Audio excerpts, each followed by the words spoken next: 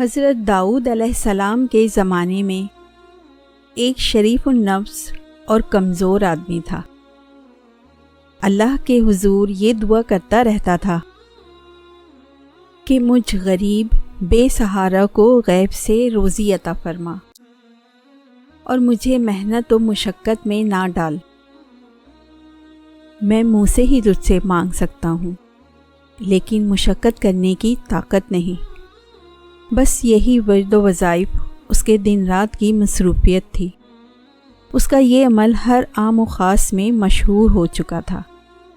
لوگ طرح طرح کی باتیں کرتے۔ خدا نے ہر شخص کی روزی محنت و مشقت کے راستے اتاری ہے، لیکن اسے دیکھو، ہاتھ پیر ہلائے بغیر خدا سے اپنا رزق طلب کرتا ہے۔ پیغمبر خدا کو دیکھو، جنہیں اللہ نے معجزے بھی عطا کیے ہیں، خوش الحال ایسے کہ جن و انس چرند پرند تو ایک طرف، پہاڑ بھی متاثر ہوتے ہیں۔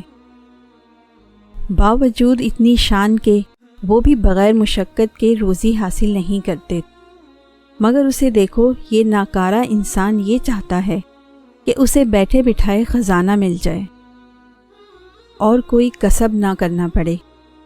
لوگ سو باتیں کرتے، وہ کسی کی پرواہ نہ کرتا، برابر اپنی آہذاری میں لگا رہتا۔ اس کی دعا کا چرچا سارے شہر میں عام ہو گیا۔ خدا سب کی دعائیں سنتا ہے اور مرادیں پوری کرتا ہے۔ اس شخص نے دعاؤں اور رونے دھونے کی حد کر دی تو رحمت حق جوش میں آ گئی اور اس کی مراد برائی۔ زور سے دروازہ کھلا اور ایک گائے اس کے گھر میں گھس آئی۔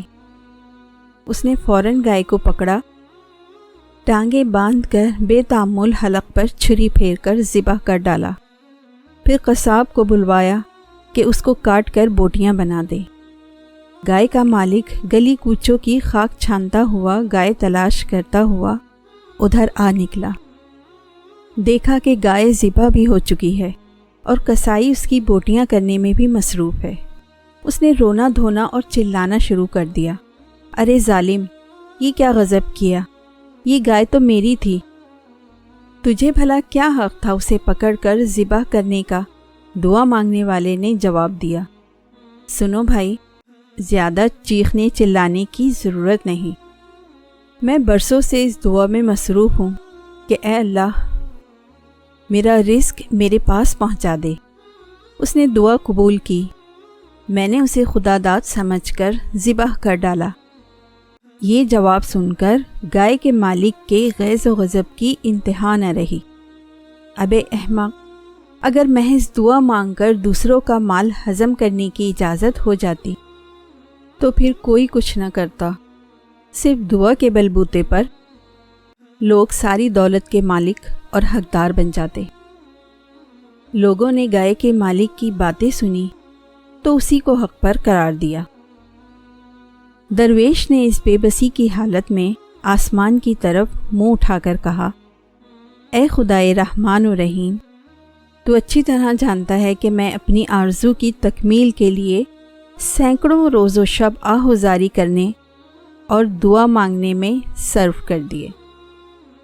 میں نے جب اپنی مراد پائی تو یہ مجھے تیرا بندہ نافرمان سمجھ کر شیطان کی طرح کوس رہا ہے۔ اللہ تعالیٰ، میں تو ہمیشہ تیرے ہی آگے دستے سوال دراز کرتا رہا ہوں، تو میری پردہ پوشی کر لے اور مجھے ذلیل ہونے سے بچا لے۔ گائے والے نے جھلا کر کہا، ارے ادھر آسمان کی طرف کیا دیکھ رہا ہے؟ ادھر میری طرف دیکھ اور حقیقت کا سامنا کر۔ کیا تو سمجھتا ہے کہ خدا اور اس کے بندوں کو فریب میں مبتلا کر کے صاف نکل جائے گا؟ دعا مانگنے والے نے اپنی پیشانی زمین پر رکھ دی اور رو کر بولا، اے خدائے ذوالجلال، اپنے اس بندے کو رسوا نہ کر۔ میں بے شک برا ہوں، خطا کار ہوں، تو عیبوں کو ڈھانپنے والا ہے، اور اس نازک وقت میں میری مدد فرما۔ مقدمہ حضرت داؤد علیہ السلام کی عدالت میں پیش ہو گیا۔ پہلے گائے کے مالک نے دعویٰ پیش کیا اور کہا، اے پیغمبر خدا، میری گائے اتفاق سے اس شخص کے گھر میں چلی گئی، یہ خدا جانے کب سے تاک لگائے بیٹھا تھا۔ اس نے میری گائے کو پکڑ کر ذبح کر ڈالا۔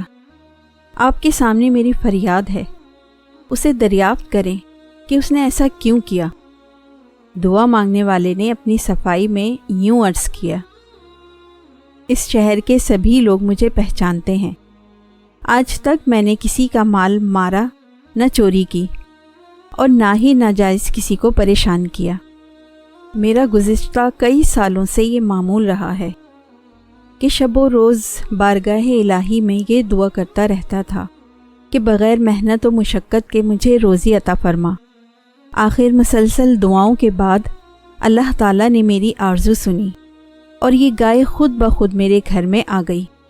میری آنکھوں میں اسے دیکھتے ہی نور آ گیا اور حق تعالیٰ نے میری دعا قبول فرمائی اور رزق حلال بغیر محنت کے مل گیا۔ میں نے اللہ کا شکر ادا کرتے ہوئے اس گائے کو ذبح کر ڈالا۔ یہ شخص نہ جانے کہاں سے شور مچاتا ہوا آ گیا اور کہنے لگا کہ گائے میری ہے۔ حضرت داؤد علیہ السلام نے یہ سن کر فرمایا کہ ایسی معقول دلیل دے جس کی بنا پر تو نے گائے ذبح کی۔ تیرے بیان سے یہ ثابت ہوتا ہے کہ وہ گائے تجھے مالک نے دی نہ تو نے خریدی۔ دعا مانگنے والے کی آنکھوں میں آنسو آ گئے۔ اے پیغمبر خدا، آپ بھی وہی کہنے لگے جو دوسرے کہہ رہے ہیں۔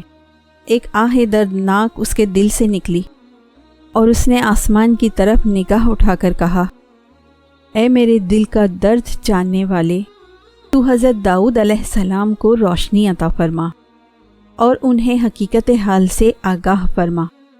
یہ کہہ کر وہ دھاڑے مار مار کر رونے لگا۔ اس کی آواز میں ایسا درد تھا، نہ صرف سنگ موم ہو گئے بلکہ حضرت داؤد علیہ السلام کا دل بھی دہل گیا۔ انہوں نے گائے کے مالک سے کہا کہ اس کا فیصلہ ایک دن کے بعد کیا جائے گا۔ پیغمبر خدا اپنے حجرے میں داخل ہوئے اور اپنی عبادت گاہ کا دروازہ بند کر دیا۔ ذکر و اذکار کے بعد اللہ عز و جل کی بارگاہ میں دعا کی کہ اے علیم و خبیر آقا، مجھے حقیقت حال سے آگاہ فرما۔ اللہ تعالیٰ نے اپنے نبی پر اسرار و رموز کھول دیے۔ دوسرے دن دونوں کو طلب کیا گیا۔ حضرت داؤد علیہ السلام نے یہ فیصلہ دیا، گائے کے مالک سے کہا کہ اس شخص کا پیچھا چھوڑ دے اور اسے معاف کر دے۔ حق تعالیٰ نے تیرے گناہوں کی پردہ پوشی فرمائی ہے، تو بھی اس کی ستاری کا حق ادا کر اور اپنی گائے کی طرف سے صبر کر۔ حضرت داؤد علیہ السلام کا ارشاد سنتے ہی اس بدبخت نے کہا، کیا اب کوئی نئی شریعت نافذ ہو گئی ہے؟ آپ کے انصاف کی شہرت تو زمین و آسمان تک پہنچ چکی ہے، مگر میرے ساتھ یہ ظلم کیوں؟ یہ انصاف نہیں، ظلم ہے۔ حضرت داؤد علیہ السلام نے فرمایا، اپنا سارا مال اور جائیداد اس مظلوم کے حوالے کر دے، ورنہ تیری سخت رسوائی ہوگی، اور کچھ عجب نہیں کہ جو ظلم و ستم تو نے کیے ہیں وہ بھی ظاہر ہو جائیں۔ گائے والے نے یہ کلمات سنتے ہی سر پر خاک ڈالنا شروع کر دی، گریبان پھاڑ ڈالا، بدحواس ہو کر اور منہ میں کف بھر کر بولا، اے داؤد علیہ السلام، اچھا فیصلہ سنایا، مجھ پر ظلم و زیادتی کی حد کر دی، نعوذ باللہ۔ مجھے تو معلوم ہوتا ہے کہ تو اپنے حواس میں نہیں رہا۔ حضرت داؤد علیہ السلام نے اسے قریب بلایا اور کہا، اے بدبخت، اس ہنگامے سے باز آ، کہیں یہ تیری ہلاکت کا باعث نہ بن جائے۔ جو تو نے بویا ہے وہ اب کاٹ۔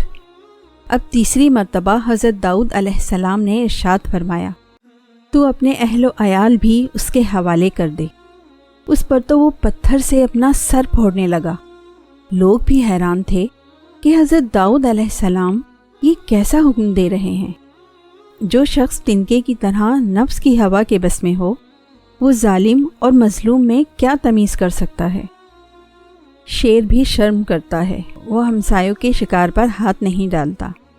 تماشائی پیغمبر خدا کے احکام کی اصل وجہ سے ناواقف تھے۔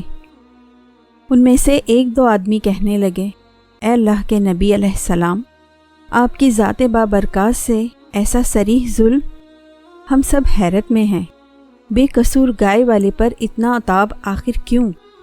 اور جس نے ناحق گائے پکڑ کر ذبح کر ڈالی اسے آپ نے بری کر دیا۔ حضرت داؤد علیہ السلام نے فرمایا کہ شاید اب وہ وقت آن پہنچا ہے کہ اس گائے والے کے پوشیدہ راز ظاہر کر دیے جائیں۔ حضرت داؤد علیہ السلام سب کو دریا کے کنارے ایک بہت بڑے گھنے درخت کے نیچے لے گئے۔ وہ گھنا درخت جس کی شاخیں آپس میں گتھی ہوئی تھیں، سورج کی شعاؤں کو زمین تک پہنچنے نہیں دیتی تھیں۔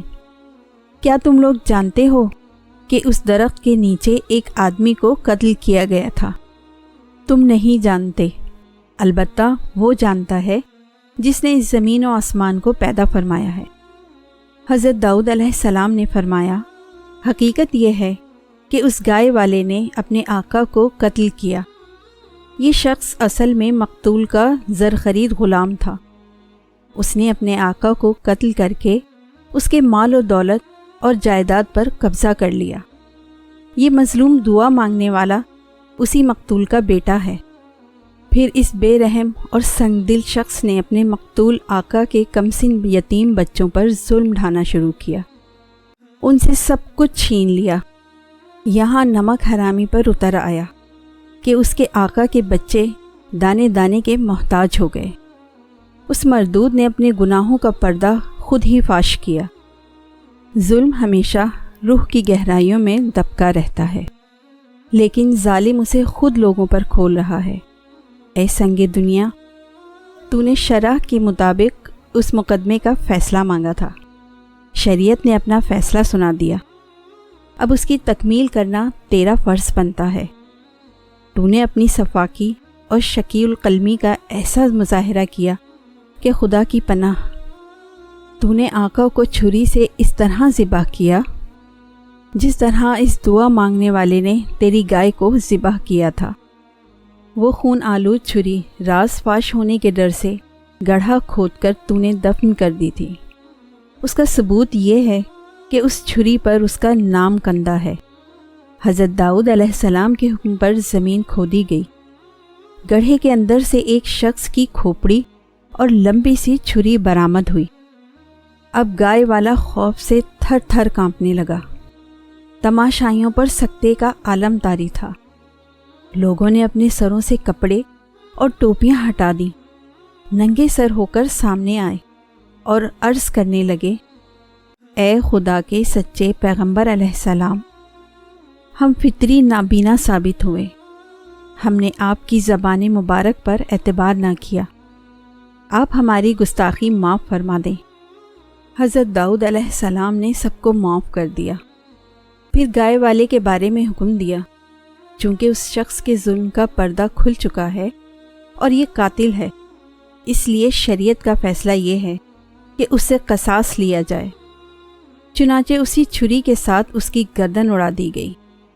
ایک ظالم کی ہلاکت سے ایک جہان کا چھٹکارا ہوا اور ہر شخص کا حق تعالی پر ایمان از سر نو تازہ ہوا۔